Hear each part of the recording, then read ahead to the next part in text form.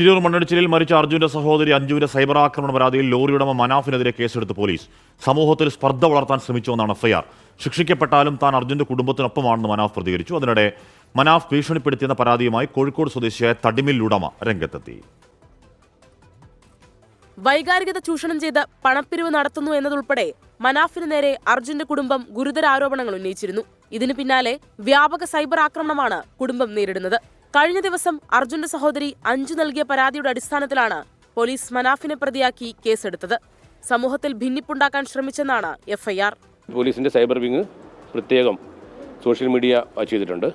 അതിൽ സ്ത്രീത്വത്തിനെതിരെയുള്ള പരാമർശം നടത്തുന്നവർ, അതേപോലെ രാജ്യത്ത് ധ്രുവീകരണം ഉണ്ടാക്കുന്ന രീതിയിൽ ആളുകളെ തമ്മിൽ ഭിന്നിപ്പിക്കുന്ന രീതിയിലും കലാപമുണ്ടാക്കുന്ന രീതിയിലൊക്കെ ഒരു കമന്റുകൾ ഉള്ളതായിട്ട് പറയുന്നു. അത്തരം കമന്റുകൾ പ്രതിയാക്കിക്കൊണ്ട് കേസന്വേഷണം മുന്നോട്ട് പോകും. താൻ മതസ്പർദ്ധ ഉണ്ടാക്കിയിട്ടില്ലെന്നും വിവാദങ്ങളിൽ കടുത്ത മാനസിക സംഘർഷമുണ്ടെന്നും മനാഫ് പ്രതികരിച്ചു. ഞാൻ മതങ്ങളെ യോജിപ്പിക്കാനാണ് പ്രവർത്തിക്കുന്നത്. ഒരിക്കലും ഇത് മതങ്ങളെ തമ്മിൽ തല്ലിപ്പിക്കുന്നത് മനാഫ് ഒരിക്കലും ചെയ്യൂല. വറീഡാവുണ്ട്. ഞാൻ വിചാരിച്ച്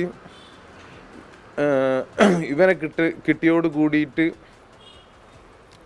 ഒരു സമാധാന ജീവിതം കിട്ടുമെന്ന് വിചാരിച്ചു. ഇല്ല.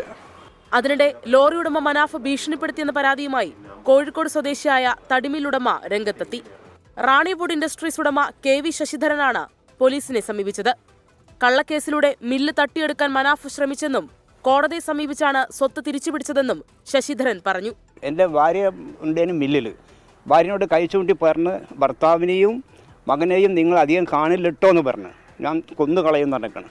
മില്ലിന്റെ യഥാർത്ഥ ഉടമ താനാണെന്നും തട്ടിപ്പിന് ശ്രമിക്കുന്നത് ശശിധരനാണെന്നുമാണ് മനാഫിന്റെ വിശദീകരണം. 24 കോഴിക്കോട്.